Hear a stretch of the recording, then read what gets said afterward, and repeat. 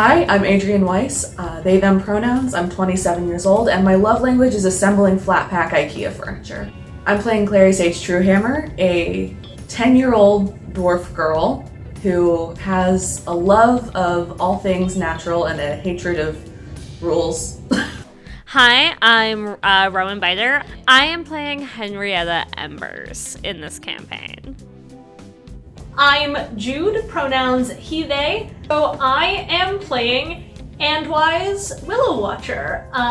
Everybody calls him Andy. He is a 10-year-old half elf, half halfling.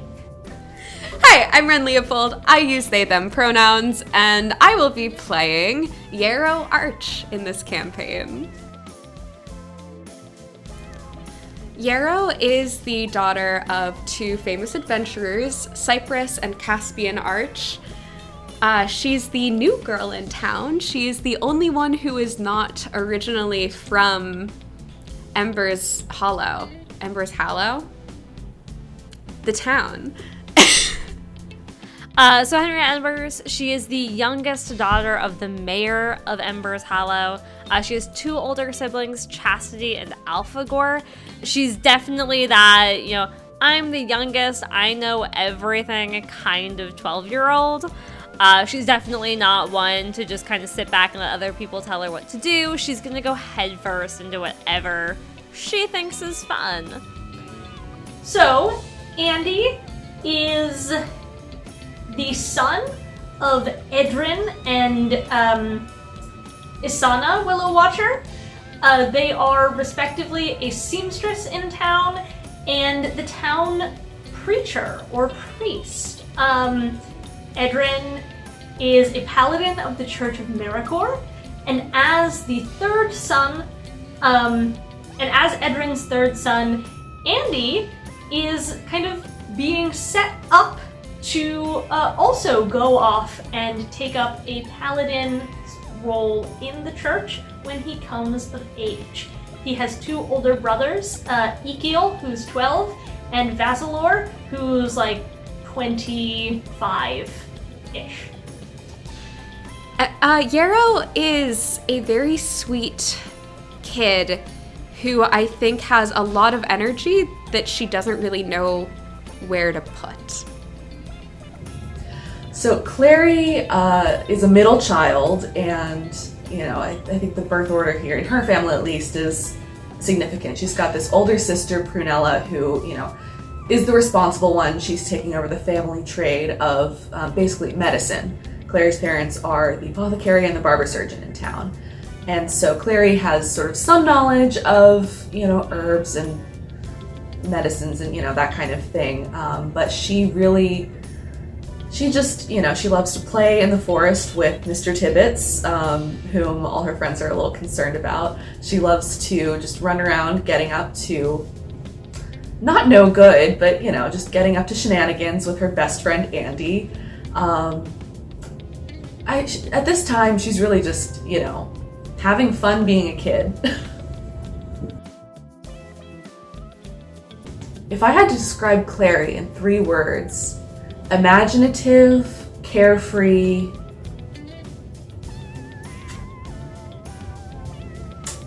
let's see, I guess a little daydreamy. 3 words to describe her would be anxious. Anxious and anxious. No, I think the 3 words for her would be anxious, friendly. I can't keep saying anxious.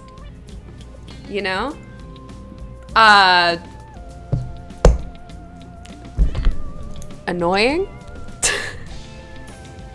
If I had to describe Andy in 3 words, I think they would be caring, come back to this question. 3 words. Headstrong, mischievous, and independent. So, a lot of what inspired me to make Yarrow, I cannot get fully into until she's a bit older. But I think on another side of it, I thought that it was just really interesting to explore what happens to the next generation of the adventurers that we're always seeing. Especially when you've got these sorcerers and these fighters and all of these other classes where a lot of the times the powers come really naturally to them. And I thought it would be really fun to explore what happens when those people have a child who is just not naturally gifted in anything and has to work really hard and tries so hard at everything and is so bad at everything.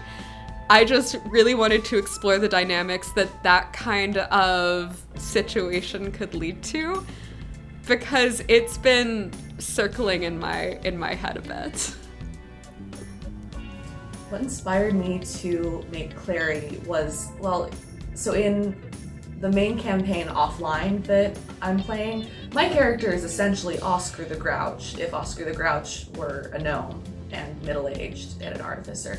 And so I really wanted to just create sort of a cinnamon roll character, especially when I heard that we were going to be doing sort of a kid campaign, or a kid start to the campaign. And as I developed this character, I realized that I wanted to sort of explore my childhood with ADHD and sort of what would that be like, you know, in a different world, in a different life. I grew up with a really good amount of structure and, you know, great, love that. Clary does not have a lot of structure. Her parents kind of enable her, and so I think her growth is going to be really interesting to go through, and that's really the main thing that I wanted to explore through her.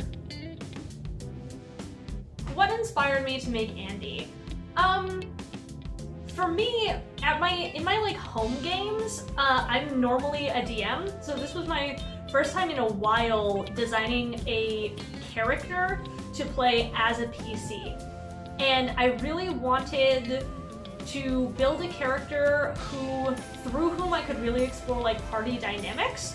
So I knew I wanted somebody who, like, caring about like the friend group that would become the party, because I knew we were gonna start as kids, could be built like directly as caring about the friend group as such, could be built like directly into his personality.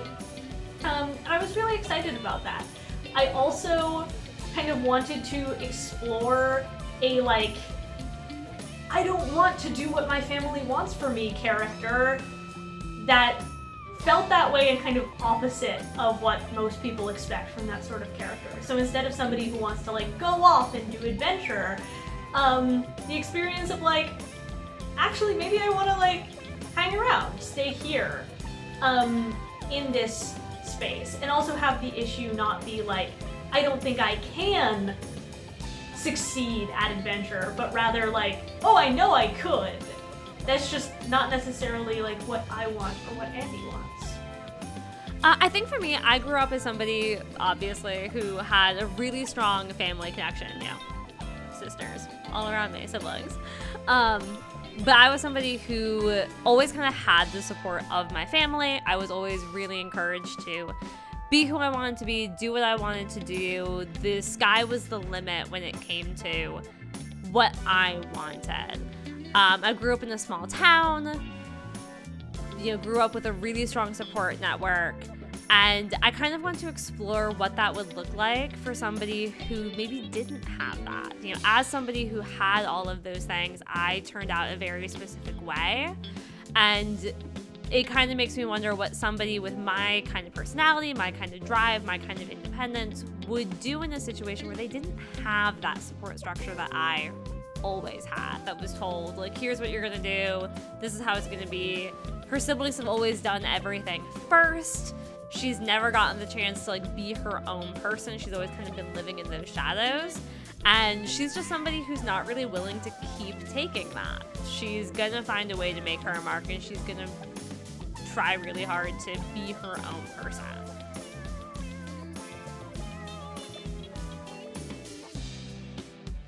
I think one thing I'm really excited to explore with Yarrow is her family life. I think she has a lot of really complicated dynamics with her parents and other people involved in her life that I would love to dive into, especially as the story keeps going. I think that a lot of Yarrow's life has been entirely out of her control, and I want to see what happens when she realizes that. I'm really excited to explore, I think, sort of Clary's coming of age in terms of thinking outside herself, learning responsibility, and just sort of becoming aware of the world outside her, the interiority of other people, just sort of gaining that maturity, that emotional maturity. Just really coming into her own as she sort of wakes up from this, la-di-da childhood. I'm really excited to explore Henrietta's ability to take ownership and learn consequence. She's very much somebody who doesn't necessarily think before she acts. She's always going to kind of take the fun option, take the fast option. She's going to push for what she wants without really necessarily thinking about the impact that has on those around her. And I really want to explore that learning curve with her, what it means to be somebody who just does something without thinking it through first. I am really excited to explore with Andy his relationship to the Church of Maricor. Because like I said before, his dad's like the preacher, and he's kind of expected to take up a role very similar to his father's within the church. So I'm excited to see how his relationship to that religious faith develops.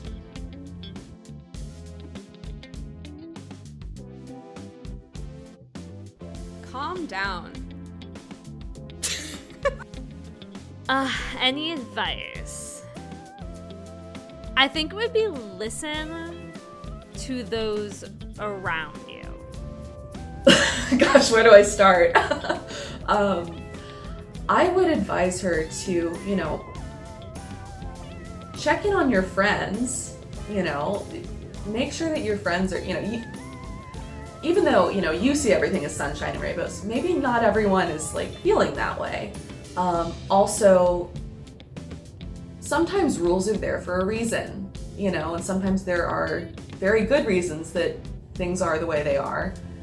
Also, there's this thing called tact and manners, and that is very helpful to learn because you're not going to be a cute 10-year-old forever. Honestly, I think that she's so anxious and she cannot go to therapy in this world. So take some deep breaths. You're only 12. You'll be fine. If I could give Andy any advice, I think it would be that caring about other people is great, but you can't stop caring about yourself in the process. You might think that you have all the answers and have all the information that you need, but chances are you don't. So sometimes it's going to be really important to sit back and listen to other ideas or other information, like wait, before just jumping into action.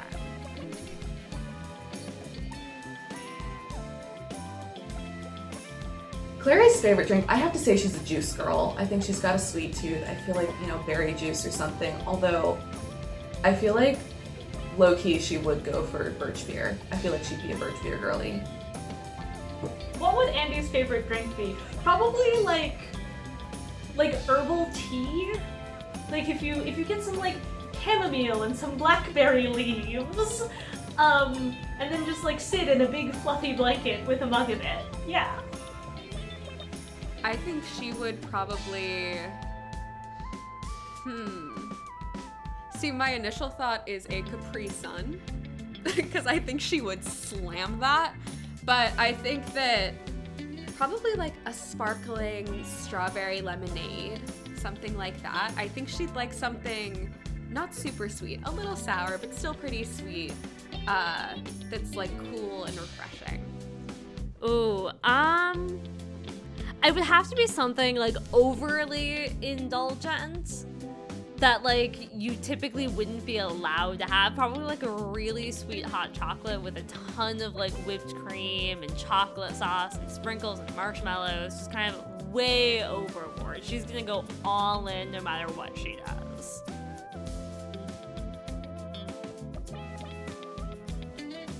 What do I see of myself in Clary? A lot, honestly. I mean, she's not a self-insert, she's not, carbon copy of me or anything, but, I think she has a lot of innocence, and she does really remind me of, myself before I had to, grow up and learn how to function as a person and, navigate the complexities of middle school and then, high school and adulthood and all that. I think there is a good amount of my inner child in her. What do I see of me in Andy? I think I see Andy, and myself have a lot in common in terms of really caring about, the dynamics of the group as a whole.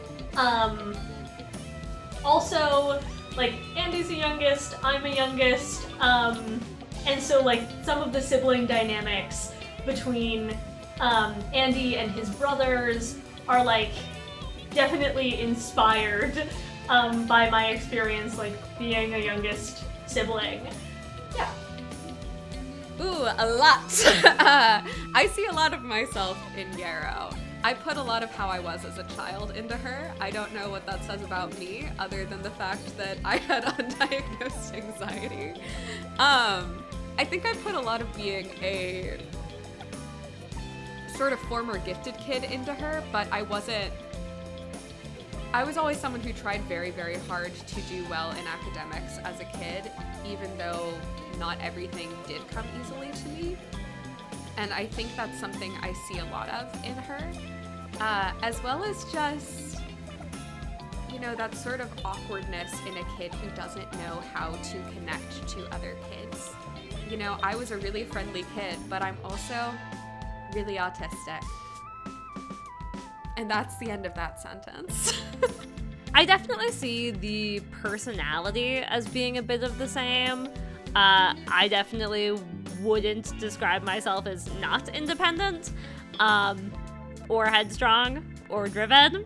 So I think I see a lot of those kind of traits within Henrietta and myself. And I think what's going to be really interesting with Henry is learning how to balance those different traits and really trying to figure out how I can balance her narrative and her story with what I want her story to be.